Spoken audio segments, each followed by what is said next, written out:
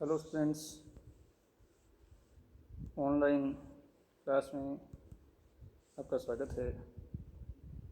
मैं डॉक्टर नायनलाल माली, सहायकाचार्य इतिहास।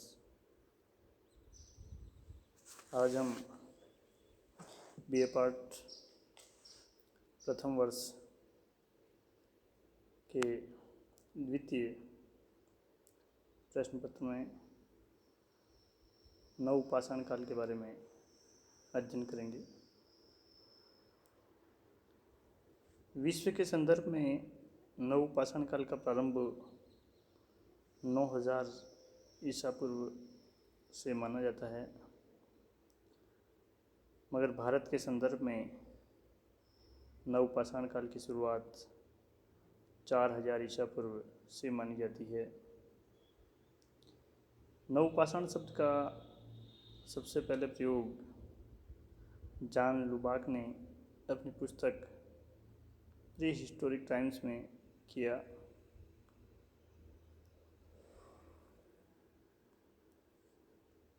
भारत में अनेक नवपाषाणिक प्रश्नों की खोज की जा चुकी है, जहाँ से हमें नवपाषाण काल की संस्कृति के बारे में पता चलता है कि जैसा कि हमने पूर्वापाषाण काल और मध्यपाषाण काल में देखा था, लोगों का जीवन कैसा था, उनके उपकरण किस प्रकार के थे, किस प्रकार वह रहते थे, किस प्रकार वो भोजन प्राप्त करते थे।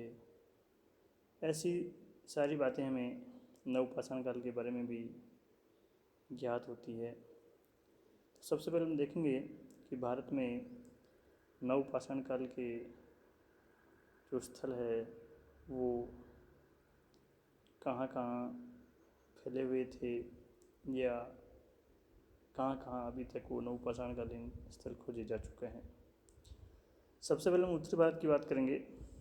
उत्तर भारत में जम्मू कश्मीर में बूर्ज होम गुफ कराल नामक 2 पुरास्थल खोजे गए हैं। 1935 इसमें डी टेरा और पीटरसन ने बुर्ज होम की खोज की और यहाँ उत्खनन कार्य करवाया। बुर्ज होम नामक नवपाषाण स्थल से हमें मनुष्यों के गड्ढे वाले घर अर्थात गर्तावास के अवशेष मिलते हैं। इसके साथ ही यहाँ जो कब्र हमें मिली है उसमें मनुष्य के साथ पालतू कुत्ते को दफनाने का साक्ष्य भी हमें मिला है। नवपाषाणकालीन अन्य स्थलों से ये चीज़ें नहीं मिलती है। बुर्ज होम के लोग धूसर मृदभांड का प्रयोग करते थे। यहाँ से कंडासा का साक्ष्य मिला है, जिसका प्रयोग यहाँ के लोग किया करते थे। गुफ कराल की खुदाई 1981 ईस्वी में A.K. शर्मा ने करवाई थी। गुफ कराल का शाब्दिक अर्थ कुम्हार की गुहा होता है। गुफ कराल से भी हमें कई प्रकार के उपकरण मिले हैं, जैसे सिलबट्टा मिला है, जिसे अनुमान लगाया जाता है कि सिलबट्टे से लोग अनाज पीसने के बाद उसे काम में लेते थे। यहाँ हड्डी की बनी सुइयाँ भी मिली है, जिसे वस्त्रों की सिलाई करने का अनुमान लगाया जाता है। इसके साथ ही यहाँ से घड़े, कटोरे, थाली, तस्तरी आदि बर्तन भी प्राप्त हुए हैं। इन मिट्टी के बर्तनों का निर्माण चाक तथा हाथ दोनों से किया जाता था, ऐसा अनुमान लगाया जाता है। तो उत्तर भारत में जम्मू कश्मीर के बुर्ज होम गुफ कराल महत्वपूर्ण नवपाषाणिक स्थल है। इसके बाद हम विंध्य क्षेत्र को देखते हैं। तो विंध्य क्षेत्र में इलाहाबाद जिले में बेलन नदी घाटी में प्रमुख नवपाषाणिक स्थल कोल्डी हवा, महगढ़ा एवं पंचोह का पता चला है। कोल्डी हवा से नवपाषाण काल, ताम्रपाषाण एवं ऐतिहासिक काल, जिसे हम लोहकालीन संस्कृति भी कहते हैं, के अवशेष प्राप्त होते हैं। यहाँ से धान की खेती किए जाने के प्रमाण मिलते हैं, जिसका समय लगभग 7000-6000 BC या ईसा पूर्व माना जाता है। कोल्डी हवा से हमें डोरी छाप मृदभांड भी मिले हैं, अर्थात ऐसे मृदभांड जिनके ऊपर रस्सी की छाप विभिन्न आकार प्रकार से मिली है, ये हमें कोल्डी हवा से मिलते हैं। महगढ़ा तथा पंचों से केवल नवपाषाणकालीन अवशेष प्राप्त हुए हैं।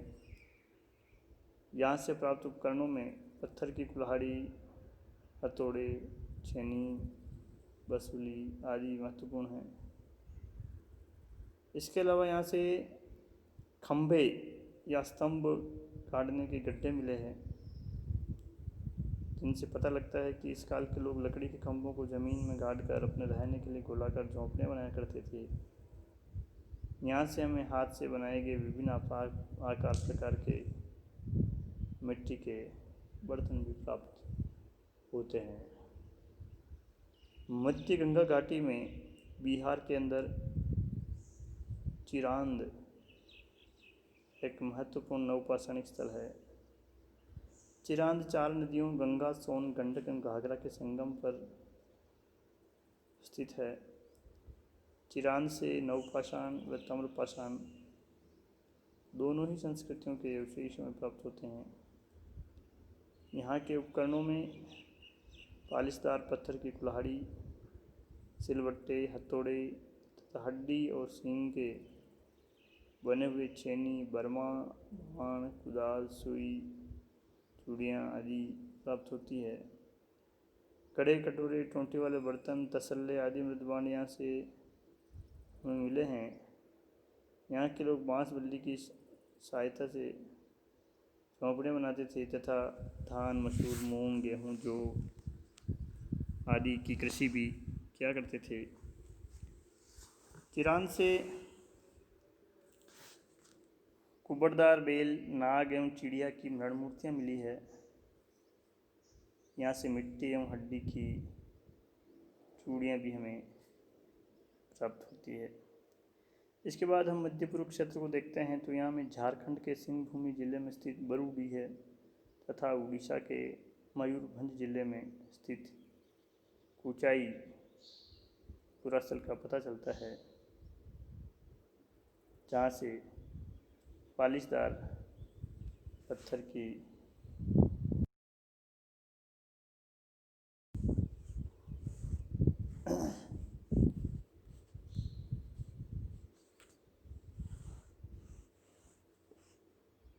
जब हम पूर्वोत्तर क्षेत्र की बात करते हैं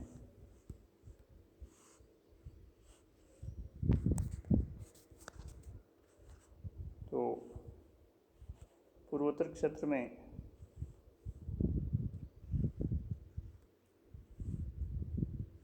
असम की ब्रह्मपुत्र नदी घाटी से जौन लुबोग को 1867 ईस्वी में नवपाषाण काल के उपकरण मिले हैं। यहाँ के प्रमुख स्थलों में दाभोली,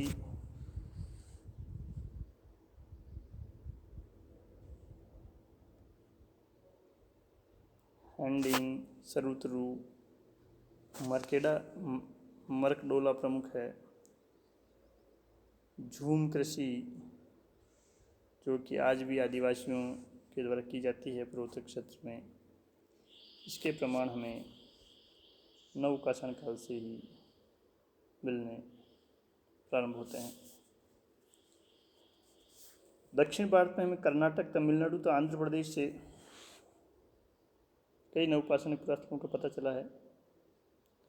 कर्नाटक में मास्की, ब्रह्मगिरी, संगनकल्लू, हलूर, कोडेकल, टी नरसिंहपुर, पिकलीहल, तेलकोट आदि पुरास्थलों का पता चला है। आंध्र प्रदेश में नागार्जुनिकोंड, उतनूर, फलनाई एवं सिंगनपल्ली प्रमुख नवपाषाणिक स्थल है। तमिलनाडु में पोयमपल्ली प्रमुख नवपाषाणिक पुरास्थल है। ये सभी नवपाषाणिक पुरास्थल कृष्णा एवं कावेरी नदी घाटी में स्थित है। यहाँ से पालिशदार पत्थर की कुल्हाड़ियाँ, सलेटी या काले रंग के मिट्टी के बर्तन तथा हड्डी के बने हुए उपकरण हमें प्राप्त होते हैं। इस काल में यहाँ के निवासी कृषि तथा पशुपालन से पूर्णतया परिचित थे। मिट्टी व सरकंडा एक विशेष प्रकार की घास है जिसकी सहायता से वे अपने रहने के लिए गोलाकार आवास बनाया करते थे। हाथ तथा चाक दोनों से ही निर्मित मिट्टी के बर्तन हमें मिलते हैं। इन बर्तनों पर चित्रकारी के साक्ष्य भी हमें प्राप्त होते हैं। कुथली, रागी, चना, मूंग आदि अनाज यहाँ उत्पादित किया जाता था। गाय, बैल, भैंस, भेड़, बकरी, सूअर आदि उनके पालतू पशु थे। हम देखते हैं कि उत्तर भारत और दक्षिण भारत का जो नवपाषाणकालीन संस्कृति है, काल है, उसमें थोड़ा अंतर है। उत्तर भारत में नवपाषाण काल 4000 ईसा पूर्व से शुरू हो जाता है, जबकि दक्षिण का जो नवपाषाण काल है वो 2000 से 1000 ईसा पूर्व के मध्य माना जाता है। नवपाषाण काल में मानव खाद्य पदार्थों का उपभोक्ता होने के साथ साथ उनका उत्पादक भी बना। वह कृषि किया करता था, उससे पूरी तरह परिचित था। पशुपालन भी करने लगा था। गाय, बैल, भेड़, कुत्ता, घोड़ा, बकरी आदि पशुओं को पाला जाता था। चाक पर मिट्टी के बर्तनों का निर्माण करना भी सीख लिया था। वह एक स्थान पर निवास करने लगा तथा अपने रहने के लिए आवास भी बनाने लगा। अग्नि से परिचित होने के कारण भोजन को पकाना सीख गया तथा मृतकों की समाधियों में काटना उसने प्रारंभ कर दिया था। कुछ विद्वानों का अनुमान है कि इस युग का मानव जानवरों की खालों को सीखकर अपने लिए वस्त्र भी तैयार करना सीख गया था। इस प्रकार ये नवपाषाणकालीन संस्कृति की प्रमुख विशेषताएं हमारे सामने आती है कि इस काल में मनुष्य कृषि एवं पशुपालन दोनों ही से परिचित था। वे केवल भोजन के लिए भटकता नहीं था, वरन अपने लिए भोजन उत्पन्न करना भी वो सीख गया था। अब उसका जीवन घुमक्कड़ नहीं रहा था। वो एक स्थान से दूसरे स्थान पर भटकने के बजाय एक जगह पर अपने लिए झोंपड़ियाँ बना करके रहना उसने शुरू कर दिया था, क्योंकि कृषि कार्य के लिए एक स्थान पर रहना आवश्यक होता है। इसके साथ ही उसने चाक पर मिट्टी के बर्तन बनाना भी सीख लिया था। भोजन को भी अब वो पका कर खाता था। इसके साथ ही मृत व्यक्तियों को भी अब वो विधिपूर्वक काटता था और अपनी लज्जा को ढकने के लिए वह जानवर की खालों को सुई धागे की सहायता से सिला करता था। तो ये था नवपाषाणिक प्रमुख पुरास्थल या नवपाषाण संस्कृति की विशेषताएं। जैसे कि हमने देखा कि पूरा पाषाण काल का जो प्रमुख उपकरण था हैंडेक्स था, मध्य पाषाण काल का ब्लेड था। उसी प्रकार हमें नवपाषाण काल का प्रमुख उपकरण पालिशदार पत्थर की कुल्हाड़ी प्राप्त होती है, जो कि हमें लगभग सभी नवपाषाणिक स्थलों से प्राप्त होती है। जय हिंद।